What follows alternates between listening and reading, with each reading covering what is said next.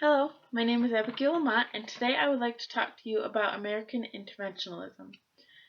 Nelson Mandela once said that interventionalism will only work if the people of concern are keen of peace. So interventionalism is defined by the Webster Dictionary as non-defensive activity taken by one state in affairs of another nation as a part of its foreign policy. My thesis today is that U.S. interventionalism is a necessity in order to protect the lives of many different nations' peoples against either foreign invaders or against themselves. So, Micah Zenko, who is the director of the United Nations Roundtable Series, says that interventionalism is a slippery slope and that we all need to understand it in order to be able to intervene in other nations. We can't go intervening when we don't even understand what is going on in their situations and what it even means to intervene. Vladimir Putin once said that it's alarming that military intervention in internal conflicts in foreign countries has become commonplace for the U.S. He, right now, is part of the whole deal going on in Syria, so he's not happy with us intervening with his ally, Syria. So in essence, he's complaining, saying that the U.S. shouldn't be intervening in all of the foreign affairs of all these different nations. We should keep hands off and let them go to their own demise. Our foreign policy, according to Lane Kenworthy, allows us to exercise control over export, to foster commercial interactions, safeguard American business abroad, to control international commodity and education, and to protect American citizens abroad. Also, it allows us to protect people of different countries. So, as we did in Haiti, the invasion of Haiti, we did Kosovo and Germany with the Holocaust and many different things, such as the Gulf War, the Cuban Missile Crisis. We had to intervene in all of those situations in order not only to prevent war, but to stop war and to save the people who were under oppression. Robert Worth says that for better or for worse, the U.S. has become the big brother of the world. If any smaller nation, or any nation, in fact, is under trouble, they will expect us to intervene on their behalf. They will expect us to come for aid with them.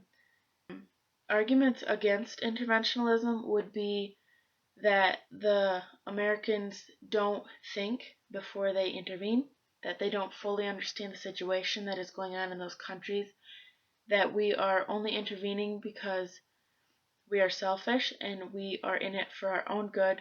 We want our social gain. We are not in it to help them and those that are oppressed. They also believe that we have implausible reasons to intervene, and that when we intervene, we're not using their troops, we're not using their money and resources, we're using our own.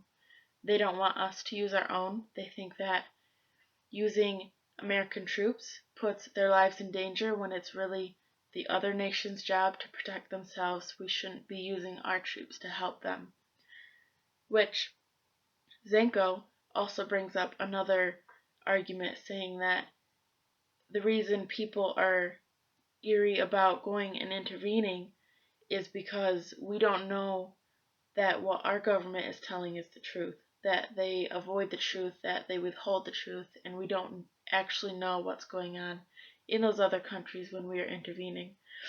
So, according to him, it was estimated that there were $50 billion up and at the most 5 months of war when we invaded Iraq.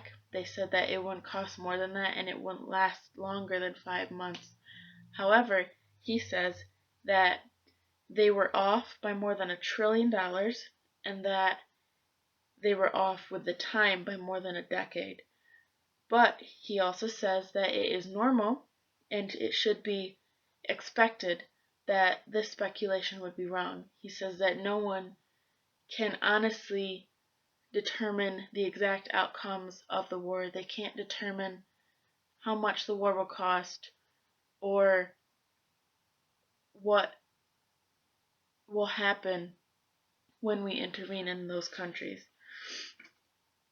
So, Harold Washington says that social gain and progress towards democracy is a main part of why the U.S. will intervene, but it is not the only reason. We will intervene to help people, such as we did with the Haiti invasion and Holocaust.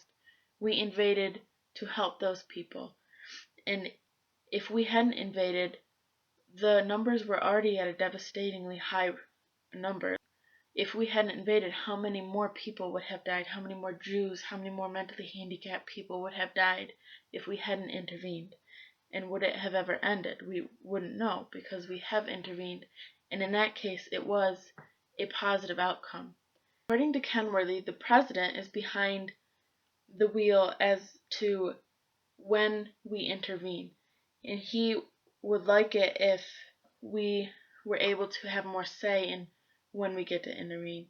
So, in conclusion, Zento agrees that we should never intervene on a whim. We shouldn't just go and intervene. We need to carefully plan it out. We need to study the possible outcomes and make sure that it is a legit reason to go intervene. And as the big brother, my conclusion is that we must go in and wipe out the evil that has built up so that that nation who we are helping can come back to peace and once again be prosperous. So Zento believes that the outcomes of any intervention by the U.S. will result in lives saved and will result in a large commitment from not only the U.S. government but from us U.S. citizens as well. So that is my conclusion. I hope you enjoyed this presentation, and I thank you for watching.